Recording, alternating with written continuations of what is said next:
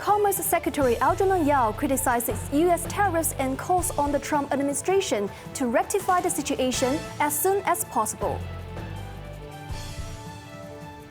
Panda cubs meet the media prior to their public debut and are getting healthier by the day.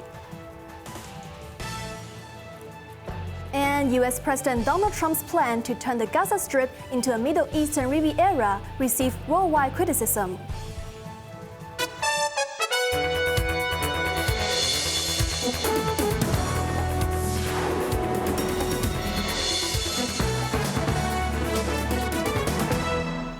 Good evening. You are now watching Cable News. I'm Evelyn Bai. Urging the U.S. to rectify its wrongful actions, Secretary for Commerce and Economic Development Algernon Yau has criticized America for imposing an additional 10% tariff on all Chinese imports, which also covers goods from Hong Kong. Xiao Yun reports. As a part of China, goods from Hong Kong heading to the United States are also liable for the additional 10% tariffs as the Sino-US trade war escalates. Taking to the airwaves, Commerce Secretary Yau said the SAR government strongly disapproved of the levy on SAR goods, but dismissed concerns about the policy's impact. He highlighted that Hong Kong's exports to the U.S. only accounted for around 0.1% of the city's total exports in 2023. Yau emphasized that Hong Kong is a separate customs territory as stated in the Basic Law and recognized by the World Trade Organization, deeming the U.S. actions as unreasonable and dismissive of WTO regulations. Trade should be mutually beneficial, but in a trade war, nobody wins, he said. Hong Kong businesses have already diversified their supply chains and expanded their markets in response to the changing geopolitical landscape in recent years. Yau added that the SAR government will take the matter seriously and is considering launching a dispute with the WTO. Meanwhile, the WTO has acknowledged China's official complaint against the tariffs, accusing the U.S. of imposing discriminatory and protectionist measures. The grievance also noted that the U.S. is making unfounded and false allegations about Beijing's role in the flow of fentanyl ingredients to the U.S. to justify the tariffs. Cheryl Yun, Cable News. A shipping council leader has advised Hong Kongers to hold on for a few more days before sending any parcels to the United States, after the U.S. Postal Service reversed its decision over banning inbound parcels from Hong Kong and the mainland, leaving many in the state of confusion. Willie Lin, chairman of the Hong Kong Shippers Council, described the situation as a roller coaster ride. He advised people to wait until the situation becomes clearer before sending out parcels.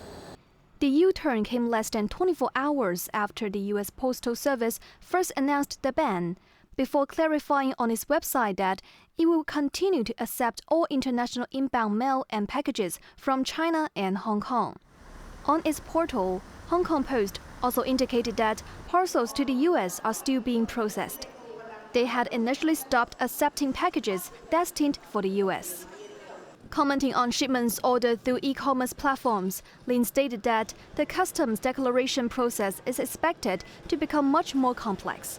The specifics of who will handle and how tariffs will be collected remain unclear, adding that uncertainties will persist in the short term. Ocean Park is gearing up for the debut of twin panda cubs who are set to meet the public later this month. Born in Hong Kong, the public appearance of the bears happens to be on February 16th when they turn 6 months old. Zookeepers revealed that the sister mastered better climbing skills, while the little brother is still finding his footing. The two cubs grew up really fast and are now weighing 11 kilograms each. They were just a little over 100 grams when they were born. For now, it is hard to catch a glimpse of the cubs playing, as they still have to sleep 15 to 18 hours a day on average. The twins are living separately and visit their mother Ying Ying only during feeding times. Authorities said a naming contest is potentially on the horizon. Hang Yi-Kok, the council representing the rural committees of villages in the new territories, held its annual Lunar New Year's reception today. with Chief Executive John Lee heading to Harbin for the opening ceremony of the 9th Asian Winter Games. Acting CE Eric Chen, Deputy Director of the Liaison Office Liu Guanyuan, and Secretary for Home and Youth Affairs Alex Mack attended the ceremony. Kenneth Lau, chairman of the Hyung-Yi Cook, emphasized the council's commitment to support various development plans for the northern metropolis, saying it will act as a bridge for communication between the government and the public. He also vowed to safeguard national security and leverage the unique resources of the new territories to enhance tourism. We will implement the government's Tourism is Everywhere initiative, boosting rural and yacht tourism, he added. Mack pointing out that the support of local residents for the northern metropolis is crucial, relying on the Hyung-Yi Cook to provide valuable views to improve planning. RTHK's now defunct satirical TV program Headliner has been cleared of accusations of insulting the police after the communications authorities' appeal to the city's highest court was rejected. Xiao Yun reports. The controversial episode that aired 5 years ago depicted an officer emerging from a rubbish bin and suggested that the police force was scrapping foot patrols during the pandemic. The Communications Authority had deemed the episode denigrated the police force and was in breach of the broadcasting code. Last year, the RTHK Program Staff Union and the Hong Kong Journalists Association filed a judicial review against the authorities' decision, and all warnings were overturned. Expressing dissatisfaction with the ruling, the Communications Authority went to the Court of Final Appeal, but its application was turned down today. The written judgment by the court stated that the Communications Authority did not handle the situation appropriately. For example, they did not explain why a program based on news reporting that addresses public concerns would be deemed untrue. It also did not take into account that RTHK had twice invited the police to respond but was refused. The court also ordered the Communications Authority to pay RTHK their legal costs, amounting to $180,000. Cheryl Yun, Cable News. 3 mixed-breed dogs were found dead in Shengshui after allegedly eating poisoned food. Police have classified the case as suspected animal cruelty. The dead puppies were found near a warehouse in Lintongmei village. Police officers responded to reports of multiple dogs vomiting and losing consciousness. Bodies of the dead dogs, who were around 2 months old, were taken away in plastic bags. Another 2-month-old puppy was alive at the scene, but appeared fearful and unresponsive. The animals was handed over to the Society for the Prevention of Cruelty to Animals. Concerns arose that the dogs had consumed toxic food. Representatives from the SPCA also arrived at the scene and collected samples of the suspected toxic food for further testing. Visiting Thai Prime Minister Paetongtarn Shinawatra met with President Xi Jinping in Beijing this morning. Receiving Paetongtarn in the Great Hall of the People, Xi said China appreciates Thailand's efforts and effective measures to combat online gambling and telecom fraud, adding that both sides should continue to strengthen law enforcement, security and judicial cooperation to safeguard the safety of people's lives and property, and maintain the smooth exchanges and cooperation among regional countries. Making her first visit to China since taking office in August last year, her 4-day trip coincides with the 50th anniversary of China-Thailand diplomatic relations. Paetongtarn assured that Thailand is willing to strengthen law enforcement cooperation with China and other neighboring countries, and take resolute and effective measures to crack down on cross-border crimes. She will travel to Harbin tomorrow to attend the opening ceremony of the 9th Asian Winter Games. Officials in U.S. President Donald Trump's administration are trying to tone down the rhetoric on his future plans to rebuild the Gaza Strip. Trump's idea of turning the war-ravaged enclave into a Middle Eastern Riviera has received global criticism. Anna Chen reports. Talking to reporters after the swearing-in of new U.S. Attorney General Panda, Trump said people liked his suggestions for Gaza. Everybody loves it, but this is just not the right time. But we'll maybe do something later. Trump revealed his intentions 2 days ago for the U.S. to take over and own Gaza, resettling its population. It's a remarkable idea, and I think it should be really pursued.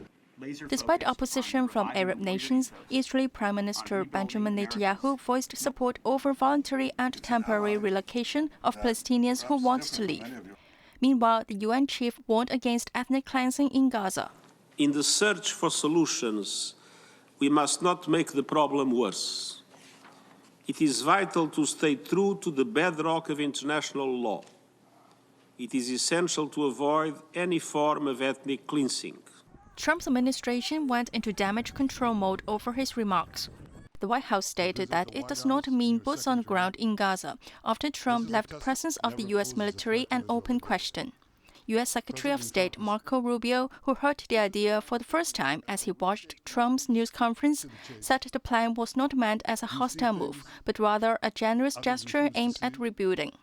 Trump's idea of rebuilding Gaza very much resembles a scheme proposed last year by his son-in-law Jared Kushner, who wants to move the Palestinians out and develop the territory's very valuable Mediterranean waterfront. And Chan Cable News.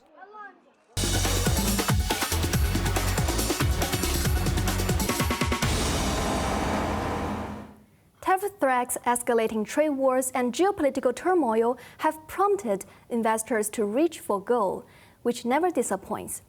The precious metal hit an all-time high and is likely to soar further. Anna Chen reports.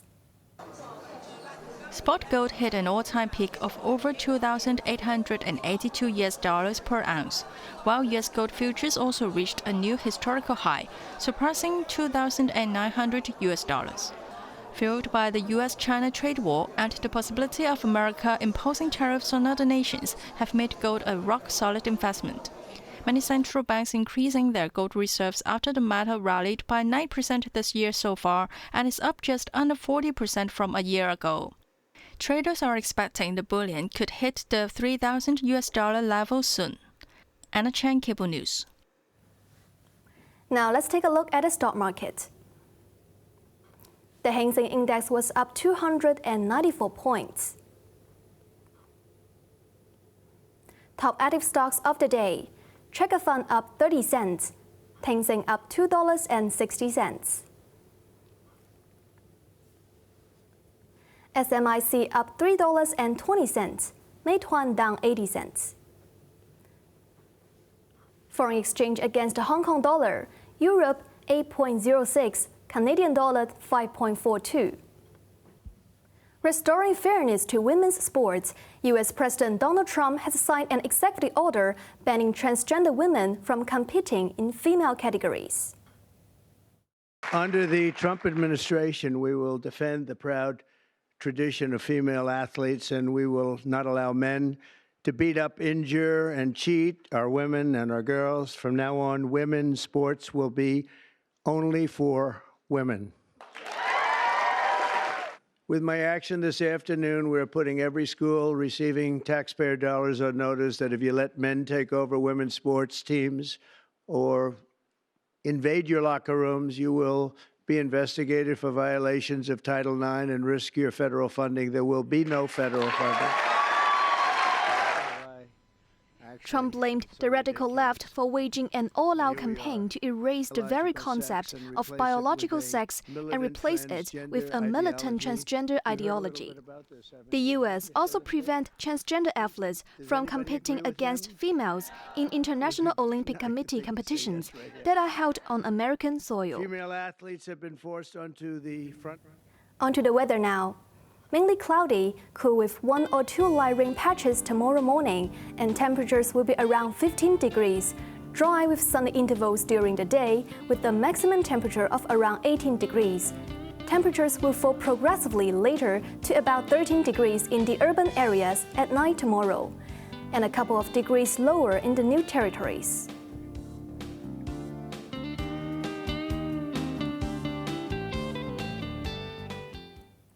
That's our news tonight. I'm Evelyn Bai. Thanks for watching and good night.